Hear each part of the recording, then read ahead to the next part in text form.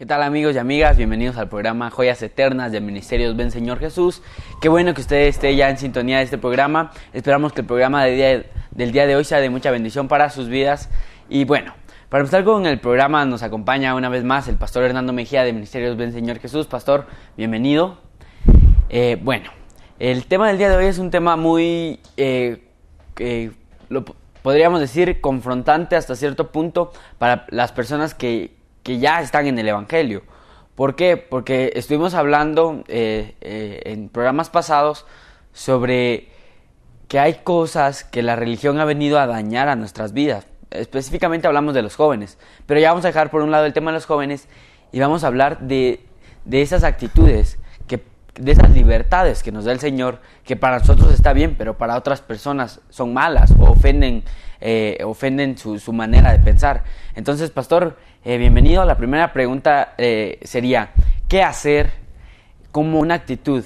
Libertad de hacerla ofende a mi hermano. A tener que hacer una introducción a esto. En primer lugar, tenemos que definir con claridad que hay mandamientos que el Espíritu Santo ha marcado en la Escritura, que es de común denominador para todos los cristianos. Por ejemplo, el no robarás, eso es un común denominador para todos los cristianos. El no adulterarás, el no matarás, hay muchas cosas que ya están preestablecidas en la Escritura como mandamientos del Espíritu Santo para todo creyente. Ahí no puede haber una falibilidad. De hecho, todos tenemos que sujetarnos a esa palabra. La situación estriba en qué hacer en determinados momentos, prácticas, actividades, en donde en la Escritura no se prohíbe o no se autoriza hacer algo. Porque lo que se autoriza hacer, pues está claro, no hay que preguntarlo, no hay que consultarlo. Pero hay ciertas cosas que hoy en día se pudieran practicar. Tú ponías el ejemplo el programa pasado de ir al cine. ¿Hasta dónde es bueno o malo ir al cine? Entonces yo te aseguro que si abrimos un debate, van a haber algunos cristianos que van a decir que sí es malo ir al cine y otros que van a decir que no. Entonces aquí viene la situación. ¿Cuál es la base bíblica que establece una persona para no ir al cine? Yo regularmente la que he escuchado es no ames el mundo. La verdad que eso no habla nada de esto. La otra, no te sientes en silla de escarnecedores. En un bus, un colectivo, urbano, en un transporte de ciudad a ciudad, uno se sienta con gente que es escarnecedora. Entonces, no creo que esas sean bases para poder prohibir algo. Pero hay personas que sí tienen claro que eso es pecado, que eso es del diablo, que eso te vas a meter a una sala de cine a ver Rápidos y Furiosos, te vas a salir endemoniado, contaminado, vas a salir, si vas a ver una película, ¿qué te digo? Vas a salir endemoniado. Entonces, ¿qué hacer en esos casos? El apóstol Pablo es muy claro en decir que nada es impuro en sí mismo. El apóstol Pablo es muy claro en Romanos capítulo 14, que realmente nada es impuro en sí mismo. Luego le escribe a Timoteo y le dice que para los puros todas las cosas son puras. Pero hay gente que tiene la mente corrompida o cauterizada su conciencia. Para ellos todo es impuro, todo es malo. Entonces la situación es ¿qué hacer ahí? Bueno, yo puedo tener una libertad en Cristo. Y en esa libertad en Cristo, lo que yo puedo hacer es muy claro. Puedo decir, ¿saben qué? Para mí esto no es pecado. Entonces, ¿a mí qué me importa lo que la gente piense? No me importa lo que el hermano diga. Para mí esto no es pecado. Yo voy y punto. Compro mi entrada y punto. Ya hasta se le enseño. Entonces, ¿qué estoy haciendo ahí? Estoy ofendiendo su débil conciencia. Lo que estoy haciendo es ofenderlo y puede que el hermano por eso deserte del evangelio. Puede que por eso su débil conciencia sea contaminada, decepcionado. ¿Cómo es que el hermano Nando va a ir a un cine y se vaya de la iglesia pensando que este es un fraude porque uno va al cine? Entonces, ¿qué es lo que el apóstol Pablo manda? Dice, ¿sabes qué? Tú que tienes una conciencia fuerte y que tampoco eres un adicto al cine, pues si un hermano dice que eso es pecado, no vayas. No vayas. No por tu conciencia, sino la conciencia del débil. No vaya a ser que por tu libertad la persona por quien Cristo murió se vaya a ver debilitada, ella sí contaminada, entristecida, debilitada por una libertad que yo pueda tener. Entonces, digamos de esta manera, evitemos cualquier práctica que para nosotros sea lícita delante de Dios, que para nosotros sea inocente, inofensiva en la santidad de Dios, pero que pueda ofender una conciencia débil, sea comida, sea bebida o cualquier otra cosa, dice el apóstol Pablo, pero que puede debilitar a mi hermano. Entonces mejor no practicarla delante del hermano débil para no ofenderlo a él. Esto no es una hipocresía, es obrar en amor por el débil, esperar que con su relación en Cristo a lo mejor más adelante él hasta nos pueda acompañar, pero mientras va madurando, mientras va creciendo en el Señor, pues no hacerlo delante de él.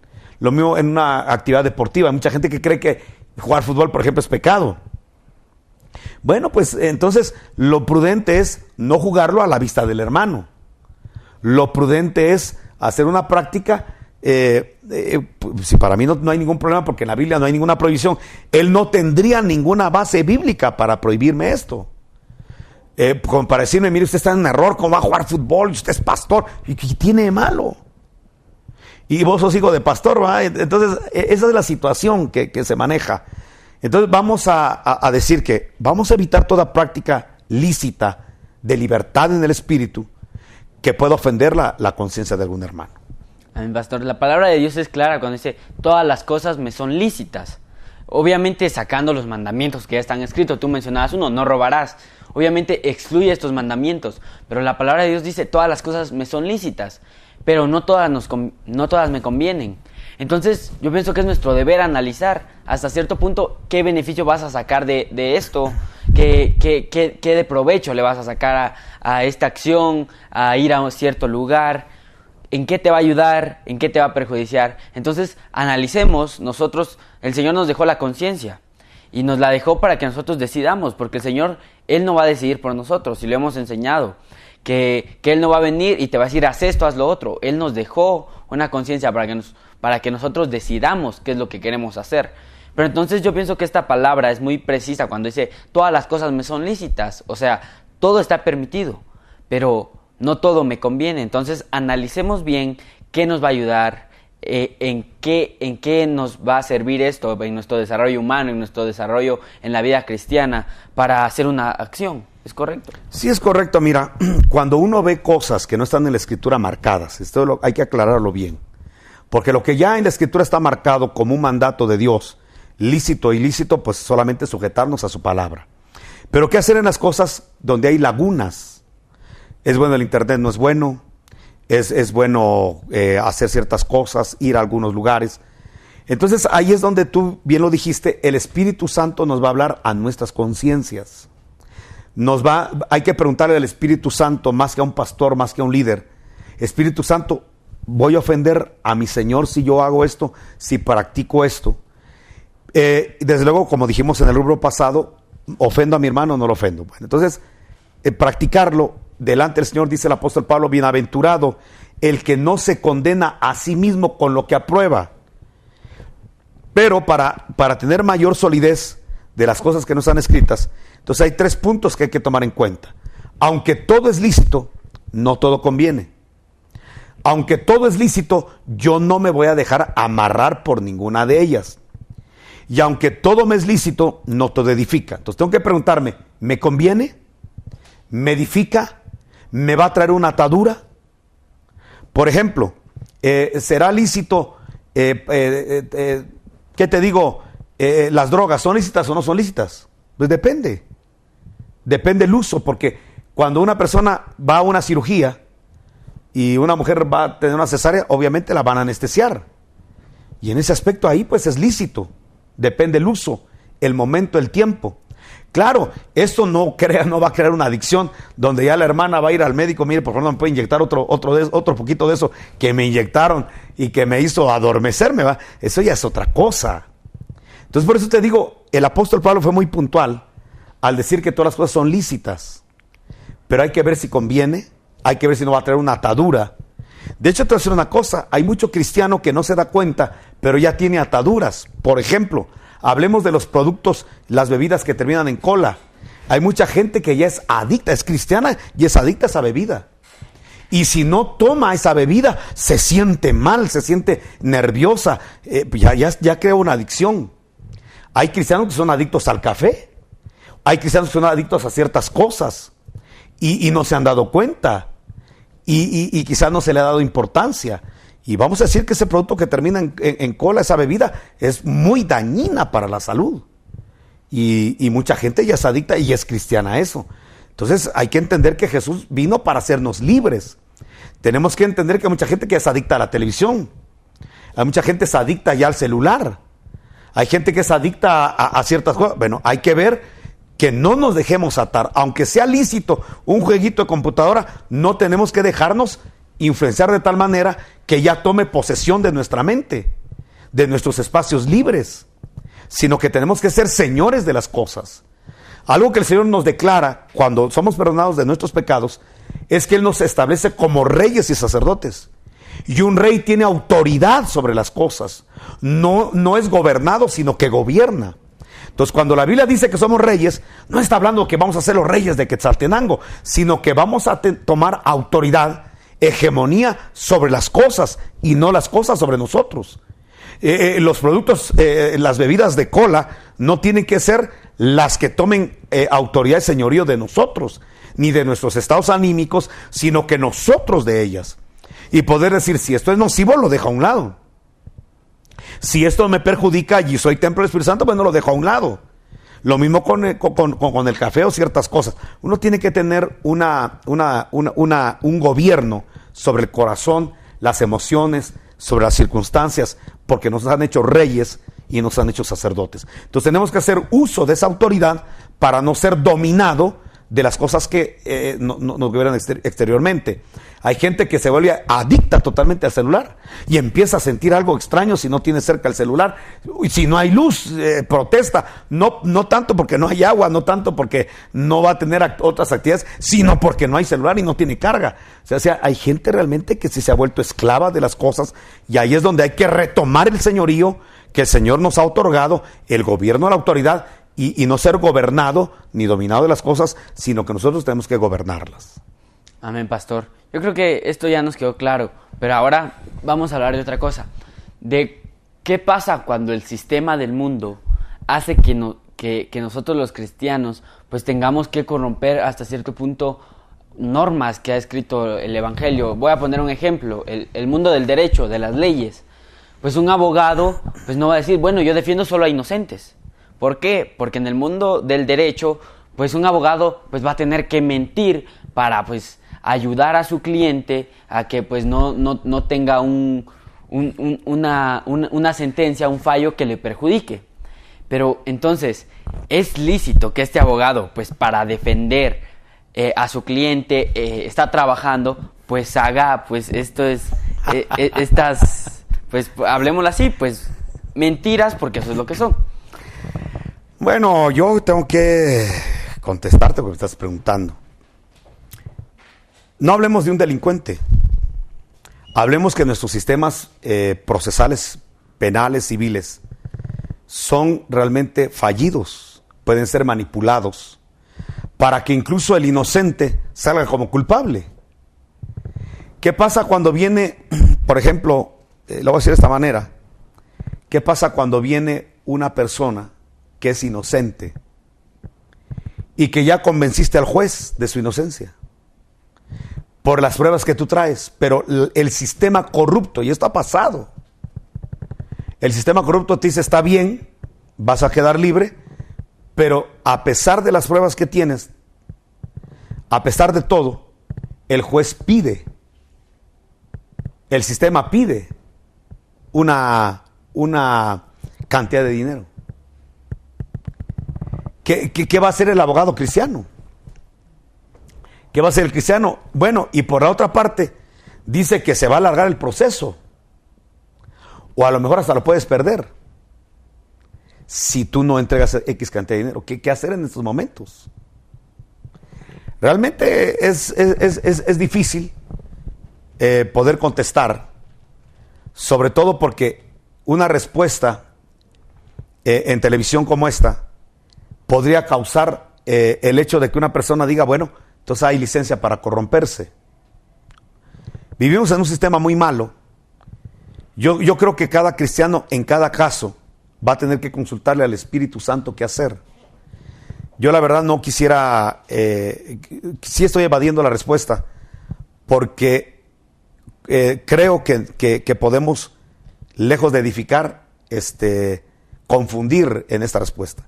Creo que el Espíritu Santo en cada caso particular le va a ir dando dirección tanto al profesional como al cristiano que está en situaciones de injusticias, ver la forma de cómo apoyarse en un sistema tan corrupto como el que lamentablemente vivimos. Algo que sí te puedo decir es que los cristianos estamos llamados a orar por las autoridades para que este tipo de corrupción sea erradicado de las instancias.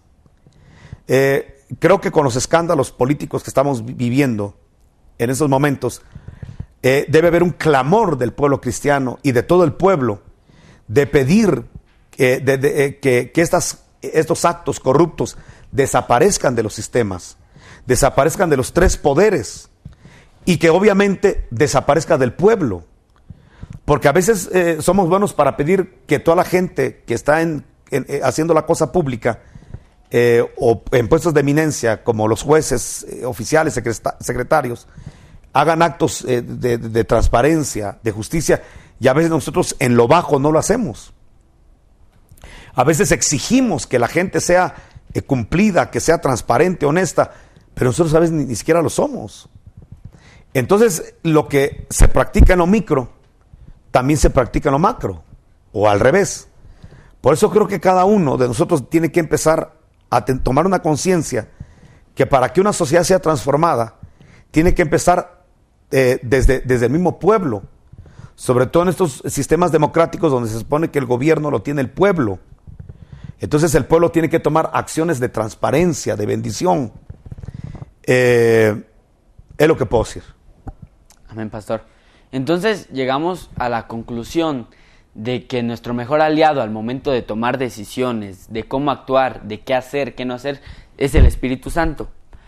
Pero hay una manera para cargarse del Espíritu Santo. ¿Por qué? Porque o es solo una carga del Espíritu Santo para que nosotros pues tomemos buenas decisiones y sepamos cómo actuar. Mira, lo que pasa, Hernando, es de que todos los días nos enfrentamos a decisiones. Desde el momento en que decides cómo vestirte, qué vas a hacer, a dónde vas a ir, todo el tiempo estamos tomando decisiones. Por eso lo mejor que tenemos que hacer es estudiar la palabra, conocer los principios y fundamentos de la palabra, conocer el corazón de Dios y tener una buena comunión con el Espíritu Santo para que nos diga qué hacer en determinados momentos de la vida. Te voy a poner algunos ejemplos. Mira, a veces los decretos y las leyes de la tierra no son 100% obedecibles. Te lo voy a poner de esta manera. Cuando Faraón se le ocurrió que si nacía un hijo varón lo mataran, y si era mujercita la dejaran con vida, fue un decreto para todas las parteras. De aquí en adelante, todas las parteras matan a los niños varones de los hebreos. Pero dice que habían dos mujeres parteras, las principales, que cuando iban a asistir a las hebreas, por temor a Dios, dice, no practicaban esos abortos o el asesinato a los niños. Entonces Faraón las llamó y les dijo, bueno, ¿y ustedes por qué no están haciendo eso? Entonces ellas mintieron.